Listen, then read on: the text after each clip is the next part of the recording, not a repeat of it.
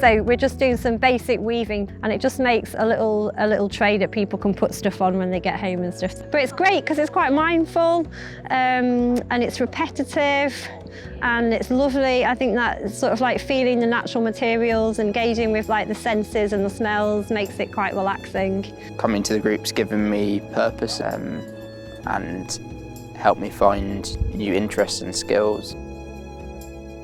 So we do the creative drop-ins every Thursday morning, and we usually have something that's a bit more sort of fine art based. So we have pencils, pens, paints. We do sort of guided life drawings. I think today they were doing portraits of each other.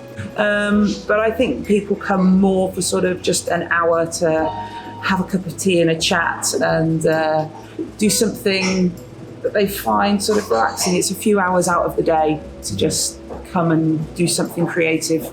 I've been coming to this group. I've done a couple of sessions now, and I am really surprised that I've been so actively involved, because drama's not really my thing, and I always shied away from it when I was younger, but I seem to be enjoying it and having lots of fun, and it's really a nice, safe place to be, where we can not be judged and can do whatever we think is right for ourselves.